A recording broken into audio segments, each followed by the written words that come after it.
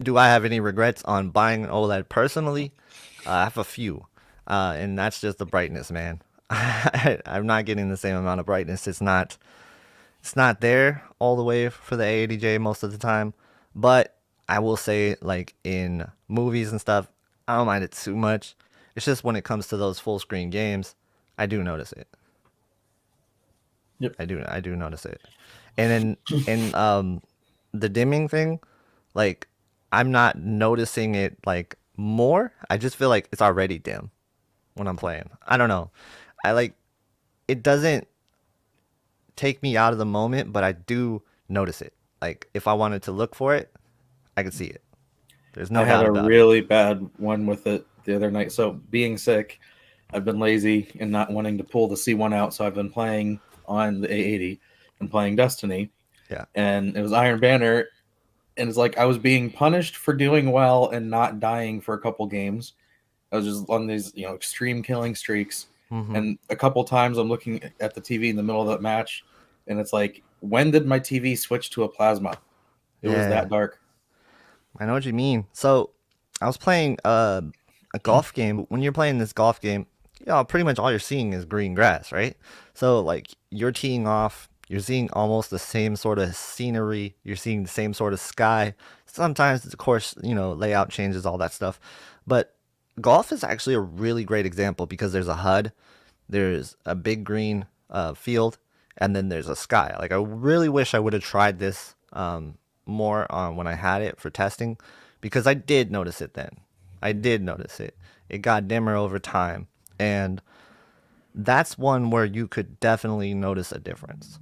And that game already felt kind of dull anyway, just based on it didn't have true HDR. It's using Microsoft's Auto HDR, and it's not great looking. So that's one of the things like that I was seeing. I was like, okay. In games like that, it looked amazing on the Q90T. Like that game blew my mind. But on an OLED, it's like I'm looking into like a plasma, like you're saying. Mhm. So that's something to consider if you're a gamer. I think it really is. And that goes for the C1 as well. It's dim on that too. So I think that has to be considered for games like that. If you play a lot of games like that, something to be considered. And I also think that 30 FPS games are something to worry about as well. Like just playing some of the older games that are locked at Mhm. 30 FPS, and that's just one thing I noticed that for the most part, motion is great on the A80J and OLEDs in general. But when it comes to 30 FPS content, it doesn't look as good as the LCDs. It's not as smooth. So, and I believe that has something to do with the whole entire like purpose of an LCD. The pixel refresh that kind of counteracts what it does. Yeah, it's not gonna have as much motion blur. Yeah. And by the way, we're not knocking OLED. I'm just talking about kind of like what the downsides could be if you're buying an OLED. And me coming from a big LCD to a big OLED, that's what I noticed right away. I will say this: movies look really good. Like darker movies, Mhm. fantastic. There's no Especially doubt if it's about it. older or like a non UHD Blu-ray. Like if you have regular Blu-rays laying around, those on the A80 really, that's like the best way to watch them. Yep. And I'll say this also, like there's that, that clean feeling that you get with OLED, that clean image feeling when Yeah. you get an OLED, like you feel that. You really only feel that way on like perfect content. But like if you're watching just regular content, 1080p, upscaled, things like that, it looks roughly the same as LCD. So like that's something you also want to put into your use case too, is like if you just watch nothing but like broadcast in 1080p, like, you might as well just go with LCD in that point. Let's move on to LCD buying regrets. We're sort of touching on this as well. DSE is the biggest one that sticks out to me. That's the biggest regret that I have with the Q90T. Is when I look at it, like in panning content or like playing Animal Crossing or any game where you're panning the sky. You see DSE and you're like, I should have got a OLED. But like I don't know, man. That's the only thing that I really noticed that kind of bugs me about it. And then sometimes, um, this is a Q90T specific thing. The backlight has time like trouble tracking in games. Like it has trouble keeping up. It doesn't switch as fast as you would like. So you kind of notice that, but like most of the time you don't. But you saw it too, like on the QN90A, right? Like Mhm. during CFDs, you like switch around. Like a good example is those lights, the torches. Like if you just like pan really fast, you'll see like the torch has trouble tracking um, Mhm. with with the glow. So it looks like there's like a floating glowing ball. Yep. And just I mean, an LCD has to be like a really high end, very fast one for me not to see ghosting.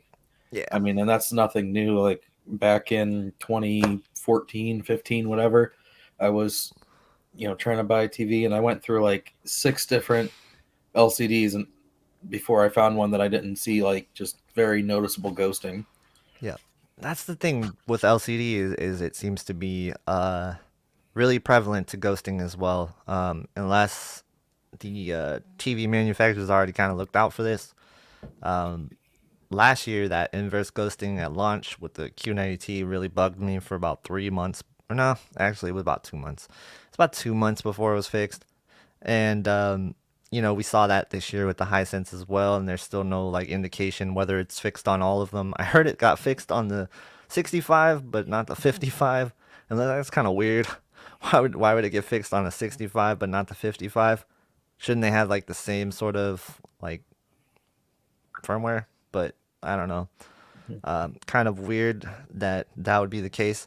And then, then we also have another LCD downside, which is what do you call this? Black levels. And I think the black levels in general are better than they've ever been for LCD, for the most part. I haven't had too many problems with black levels this year. Yeah, I don't think they're bad, except for in game mode. In game mode, I mean, even if it has working local dimming, it's not as good as it is when it's in movie mode. Did you feel that way on the Samsung? Because I felt like they had Yeah. good black levels. See, that was my biggest problem with the QN90A for gaming was the not necessarily the black level, but the just above black, and it would just raise everything that's dark, so shadowy areas were just too bright. Okay. Could that get adjusted with the shadow detail slider? All that was set correctly for the calibration stuff. Right. It just could not get dark shadowy areas to that higher contrast, darker level of an LG or whatever OLED. Yeah. So, other than that, what's another LCD buying regret? Honestly, I'm not a fan of mini LED. Yeah, well, I yeah. think that's caused more issues than it's done to help. I see. I'm like on the other side of that fence because what the Neo QLED is doing, I thought that was wonderful.